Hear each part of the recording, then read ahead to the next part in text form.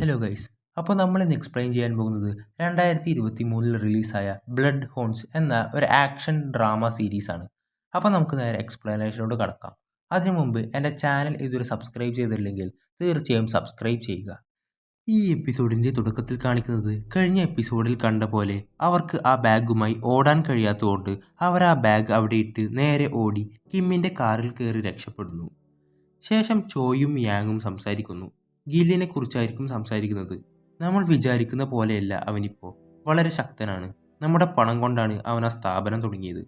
കൊള്ളപ്പലിശക്കാരനാണെന്ന് അറിഞ്ഞിട്ടും ആളുകൾ അവൻ്റെ നിന്ന് കടം വാങ്ങുന്നു. ഞാൻ വിചാരിച്ചതിലും ബുദ്ധിമുട്ടാണ് അവനെ ഇല്ലാണ്ടാക്കാൻ. അപ്പോൾ ചോയ് പറഞ്ഞിട്ട് കാര്യമില്ല. ഇതൊക്കെ ഞാൻ തന്നെ അവന് പഠിപ്പിച്ചു കൊടുത്തതും. ആദ്യം തന്നെ അവനെ കൊല്ലേണ്ടതായിരുന്നു. നീ അന്ന് പറഞ്ഞിട്ടും ഞാനത് സമ്മതിച്ചില്ല. ഇന്ന് ഞാൻ അതോർത്ത് റിഗ്രറ്റ് അടിക്കുന്നു. യാങ്, നിങ്ങൾ പേടിക്കണ്ട. എനിക്കെന്തേലും സംഭവിച്ചതിന് ശേഷമേ അവൻ നിങ്ങളെ തൊടൂ. അവിടുന്ന് യുഞ്ചു യാങ്ങിനെ വിളിച്ച് സംഭവിച്ച കാര്യങ്ങൾ പറയും. ഇത് ചോയിയോട് പറയുന്നു. പണം മാറ്റുന്നതിനിടയിൽ ഗില്ലിൻ്റെ ആളുകൾ ആക്രമിച്ചു. അതുകൊണ്ട് സ്വർണവും പണവും വഴിയിൽ ഉപേക്ഷിക്കേണ്ടി വന്നെന്ന് പറയും. അത് കേട്ട് ടെൻഷനായ ചോയി കുട്ടികൾക്ക് എന്തെങ്കിലും സംഭവിച്ചോ എന്ന് ചോദിക്കുമ്പോൾ ഇല്ല, അവർ മിടുക്കരാണ്, കുഴപ്പമൊന്നുമില്ല, എവിടേക്ക് വരുന്നുണ്ട് അവർ. കാങ്ങിനെ അടിച്ച് സ്റ്റോർ റൂമിൽ ഇട്ടിട്ടുണ്ടെന്ന് പറയും. ഡുയോങ്ങിനോട് അവനെ പോയി തീർക്കാനായി പറയും. ശേഷം ഡുയോങ് അതിനായി സ്റ്റോർ റൂമിലെത്തി.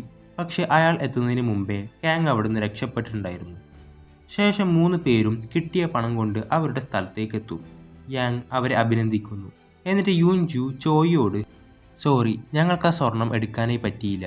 ചോയ്, അത് കുഴപ്പമില്ല, നിനക്ക് വല്ല പരിക്കും സംഭവിച്ചോ എന്ന് ചോദിക്കുമ്പോൾ ഇല്ലെന്ന് പറയും. ചോയ് കുഴപ്പമില്ല എന്ന് പറഞ്ഞെങ്കിലും യുൻജുവിന് അത് എടുക്കാൻ പറ്റാത്തതിൽ വിഷമമുണ്ട്. ഡുയോങ്ങിന് കാങ്ങിനെ അവിടെ കിട്ടാത്തതുകൊണ്ട് അയാൾ പോയി ഹോസ്പിറ്റലിൽ ചെന്ന് അന്വേഷിക്കും. കാരണം അത്രയും പരിക്ക് പറ്റിയിട്ടുണ്ടാവുമല്ലോ. അവിടെ വെച്ച് അവൻ കാങ്ങിനെ കാണുകയും ചെയ്യുന്നു. അടുത്ത ദിവസം ജാക്ക് ഗില്ലിനെ കാണാനായി ചെന്നിരിക്കുകയാണ്.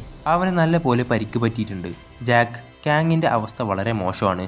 അവൻ്റെ ഒരു ചെവിയുടെ കേൾവി ശക്തി നഷ്ടപ്പെട്ടിട്ടുണ്ട്. ഗിൽ അവനോട് ഡുയോങ്ങിനെയും യാങ്ങിനെയും എനിക്ക് നല്ലപോലെ അറിയാം. അവർ തീർച്ചയായും കാങ്ങിനെ നിരീക്ഷിക്കുന്നുണ്ടാവും. നമ്മുടെ കുറച്ചാളുകളെ സംരക്ഷണത്തിനായി അവൻ്റെ അടുത്ത് നിർത്തണം. ആയുധങ്ങളും കയ്യിലുണ്ടാവണം എന്ന് പറയും. അവർ എവിടേക്കാണ് പണം മാറ്റിയതെന്ന് അറിയുമോ എന്ന് ചോദിക്കുമ്പോൾ അത് ഞാൻ അന്വേഷിക്കുന്നുണ്ടെന്ന് പറയും. ശേഷം കിം മോർണിംഗ് വാക്ക് കഴിഞ്ഞ് വീട്ടിലെത്തുമ്പോൾ അവിടെ ചോയ് കാത്തിരിക്കുന്നുണ്ടാവും. അയാൾ യുൻജു വലിയ വിഷമത്തിലാണ്, പണവും സ്വർണവും നഷ്ടപ്പെട്ടതിൽ. പക്ഷെ എനിക്കങ്ങനെ ഒന്നുമില്ല. കാരണം ഇന്നലെ ആ സ്വർണം മാത്രമേ നഷ്ടപ്പെട്ടുള്ളൂ, ജീവൻ പോയില്ലല്ലോ. നീ വേണം അവളെ പറഞ്ഞ് സമാധാനിപ്പിക്കാൻ. പിന്നെ ഞാൻ നിനക്ക് ബോഡി ഗാർഡായി നിൽക്കാൻ തന്ന പണം നീ തിരിച്ചു തരണ്ട എന്ന് കേൾക്കുന്ന കിമ്മിന് സന്തോഷമാവും. കൂടാതെ ഇതൊക്കെ കഴിഞ്ഞ് അവൻ്റെ അമ്മയ്ക്ക് റെസ്റ്റോറൻറ്റ് പണിയാനുള്ള പണവും അയാൾ വാഗ്ദാനം ചെയ്യുന്നു. കിം ഇനി മൊത്തം ചോയുടെ കൂടെ കൂടിക്കോളാമെന്നും വാക്ക് കൊടുക്കുന്നു.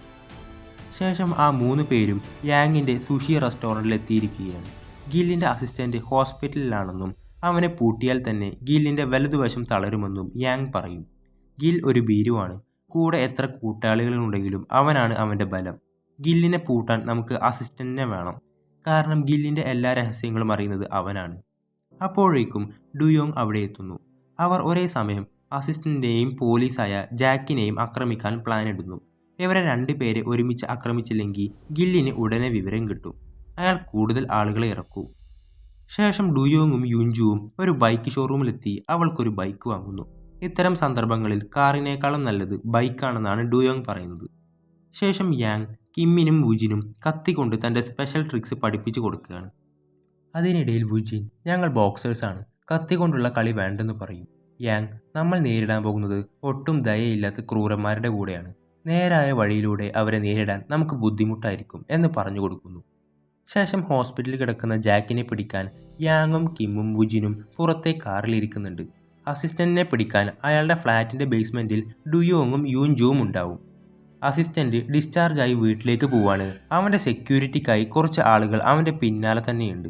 ശേഷം യാങ് അവരോട്, നിങ്ങൾ ഹോസ്പിറ്റലിൽ കയറി കഴിഞ്ഞ് പ്ലാനിൽ വല്ല ചേഞ്ച് വന്നാൽ ഞാൻ നിങ്ങളെ തിരിച്ചു വിളിക്കും. അപ്പോൾ മറ്റൊന്നും ആലോചിക്കാതെ തിരിച്ചു വന്നേക്കണം.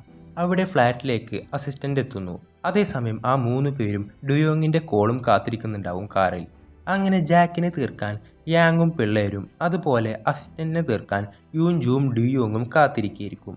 എല്ലാവർക്കും നല്ല പോലെ ടെൻഷനുണ്ട്. എന്നിട്ട് അസിസ്റ്റൻ്റ് അവിടെ എത്തി പുറത്തേക്ക് ഇറങ്ങുന്നു. ഡുയോങ് സമയം കളയാതെ കത്തി വലിച്ചൂരി അവൻ്റെ കഴുത്തിൽ വരയും.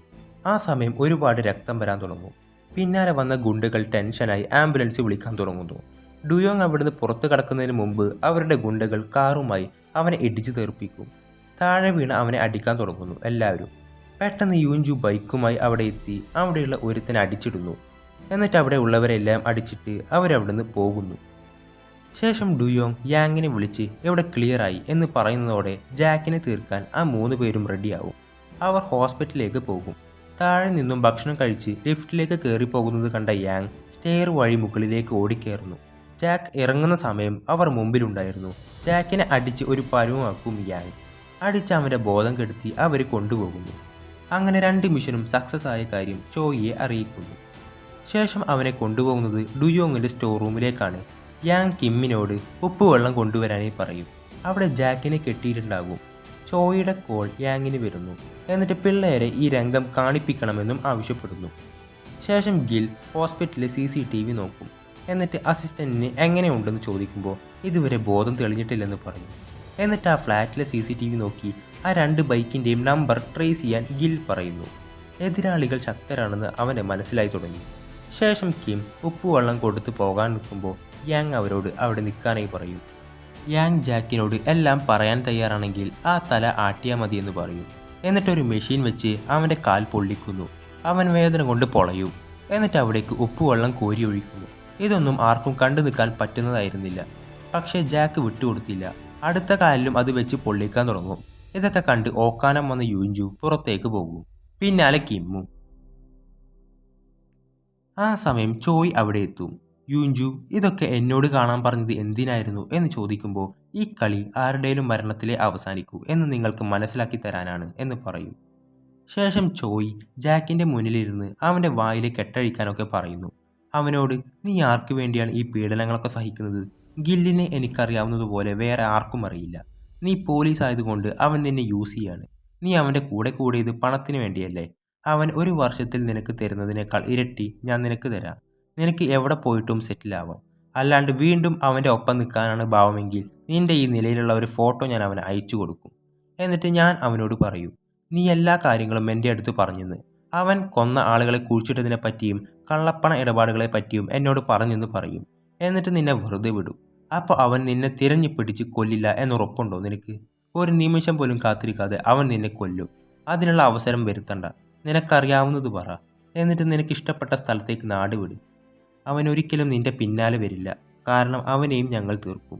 നീ തന്നെ തീരുമാനിക്ക്. അങ്ങനെ കുറച്ച് നേരത്തെ ആലോചനയിൽ തനിക്കറിയാവുന്ന കാര്യം ചോയിയോട് പറയുന്നു. അങ്ങനെ വോയിസ് റെക്കോർഡർ ഓണാക്കി ചോദ്യങ്ങൾ ചോദിക്കാൻ തുടങ്ങും. ജാക്ക്, ഞാൻ 5 വർഷമായി ഗില്ലിൻ്റെ കൂടെ ജോലി ചെയ്യുന്നു. പോലീസ് ആയതുകൊണ്ട് ഗില്ലിനെതിരെ ഏത് കേസ് വന്നാലും അത് ഞാൻ ഇല്ലാതാക്കും. എങ്ങനെ ഗിൽ ഹാങ്ങുമായി പാർട്ട്ണർഷിപ്പിലെത്തി എന്ന് ചോദിക്കുമ്പോൾ ഗിൽ എന്നെയും കാങ്ങിനെയും വിട്ട് അയാളെ അടിച്ച് നഗ്ന വീഡിയോ എടുത്ത് അത് ഭീഷണിപ്പെടുത്തിയാണെന്ന് പറയും. ഇങ്ങനെ എത്ര പേരുടെ ഉണ്ടെന്ന് ചോദിക്കുമ്പോൾ ഒരുപാടുണ്ടെന്ന് പറയും. ആ വീഡിയോസൊക്കെ തൻ്റെ ബെഡ്റൂമിലെ ഒരു സേഫിലാണ് സൂക്ഷിച്ചു വെച്ചേക്കുന്നത്. അത് അവിടുന്ന് എടുക്കുക എന്നത് ടാസ്ക്കാണ്. അത് ജർമ്മൻ ടെക്നോളജി വെച്ച് ഉണ്ടാക്കിയ സേഫാണ്.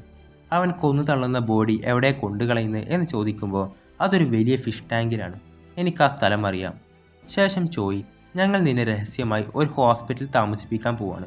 ഒരു കാരണവശാലും അവൻ്റെ ആളുകളെ നീ കോണ്ടാക്ട് ചെയ്യരുത് എന്ന് പറഞ്ഞ് അവൻ്റെ ഫോൺ വാങ്ങി വെക്കും. അങ്ങനെ ചെയ്താൽ പിന്നെ നിന്നെ രക്ഷിക്കാൻ എനിക്കാവില്ല.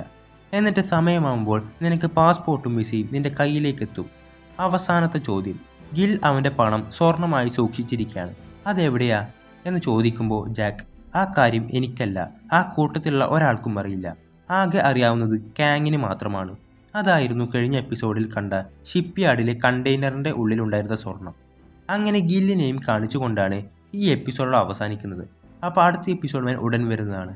ആ എപ്പിസോഡുകളെല്ലാം മിസ്സാവാതിരിക്കാനായി ഈ ചാനൽ ഒന്ന് സബ്സ്ക്രൈബ് ചെയ്യുക.